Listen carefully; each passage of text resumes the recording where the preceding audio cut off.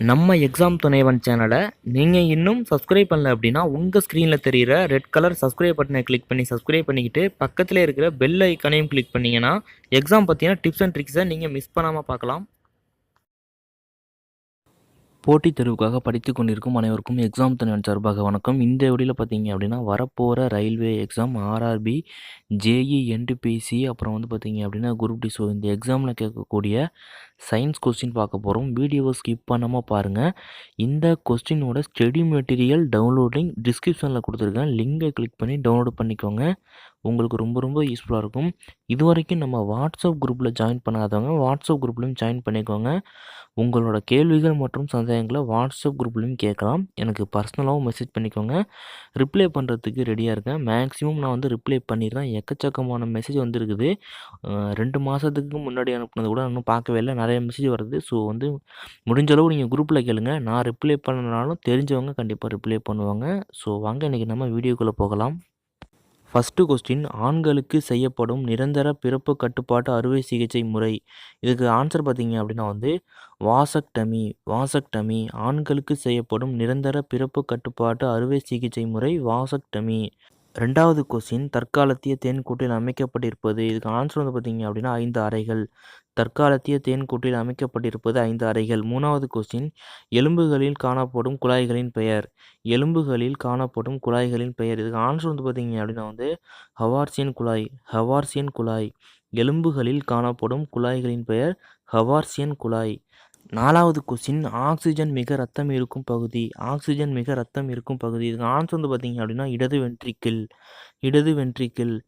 Oxygen மிக ரத்தம் இருக்கும் பகுதி இடது வென்ட்ரிக்கிள். 5வது கொஸ்டின், விலங்குகளின் உடலை சுற்றி புறப்பரப்பில் காணப்படும் திசு. இதுக்கு ஆன்சர் பார்த்தீங்க அப்படின்னா எபிதிலிய திசு. எபிதிலிய திசு. 6வது கொஸ்டின், அசுத்த இரத்தத்தை எடுத்து செல்லும் இரத்த குழாய். அசுத்த இரத்தத்தை எடுத்து செல்லும் இரத்த குழாய். இதுக்கு ஆன்சர் பார்த்தீங்க அப்படின்னா நுரையீரல் தமனி.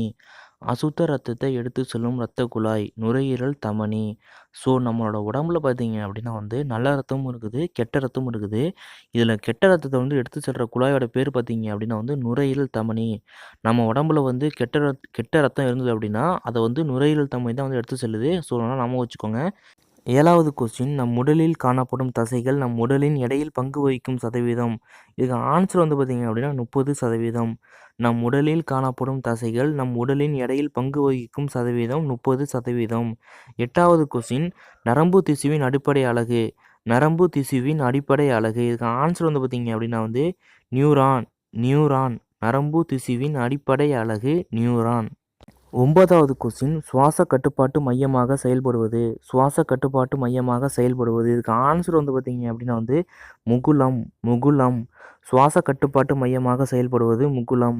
10வது கொஸ்டின், நிமன நீர் சுரப்பிகளில் உருவாகுவது. இதுக்கு ஆன்சர் பார்த்தீங்க அப்படின்னா லியூகோசைட்டுகள். லியூகோசைட்டுகள். 11வது கொஸ்டின், கிரேவின் நோயுடன் தொடர்புடைய சுரப்பி. இதுக்கு ஆன்சர் பார்த்தீங்க அப்படின்னா தைராய்டு சுரப்பி. கிரேவின் நோயுடன் தொடர்புடைய சுரப்பி. இதுக்கு ஆன்சர் பார்த்தீங்க அப்படின்னா தைராய்டு சுரப்பி. 12வது கொஸ்டின், மனித ஆண்களின் மூளையின் எடை சுமார். இதுக்கு ஆன்சர் பார்த்தீங்க அப்படின்னா 1400 கிராம். மனித ஆண்களின் மூளையின் எடை ஒரு சுமாராக அதாவது ஒரு ஒரு ஏறத்தாழமாக 1400 கிராம் அப்படின்னு சொல்கிறாங்க. ஸோ 13வது கொஸ்டின், செல்லினை கண்டறிந்தவர். இதுக்கு ஆன்சர் பார்த்தீங்க அப்படின்னா ராபர்ட் ஹேக். செல்லினை கண்டறிந்தவர் ராபர்ட் ஹேக். 14வது கொஸ்டின், உட்கருவை கண்டறிந்தவர். உட்கருவை கண்டறிந்தவர். இதுக்கு ஆன்சர் பார்த்தீங்க அப்படின்னா ராபர்ட் ப்ரவுன். Robert brown.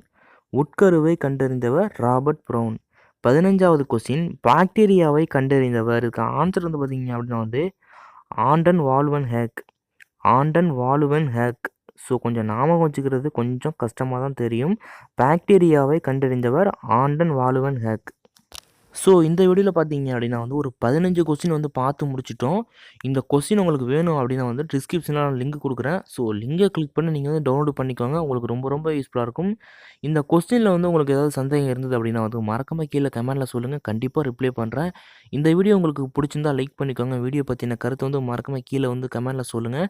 வீடியோவை மறக்காமல் உங்கள் ஃப்ரெண்ட்ஸுக்கு ஷேர் பண்ணிங்க அப்படின்னா அவங்களுக்கு ரொம்ப ரொம்ப யூஸ்ஃபுல்லாக இருக்கும். ஸோ இது வரைக்கும் நம்ம சேனலை சப்ஸ்கிரைப் பண்ணாதவங்க சப்ஸ்கிரைப் பண்ணிவிட்டு பக்கத்தில் இருக்கிற பெல் ஐக்கான கிளிக் பண்ணீங்க அப்படின்னா, நம்ம சேனல்ல போடுற எக்ஸாம் பத்தின டிப்ஸ் அண்ட் ட்ரிக்ஸ், அது மட்டும் இல்லாம ஜாப் நோட்டிஃபிகேஷன நீங்க மிஸ் பண்ணாம பார்க்கலாம். ஸோ அடுத்த ஒரு எஜுகேஷன் அண்ட் ஜாப் நோட்டிஃபிகேஷனோட சந்திப்போம். நன்றி.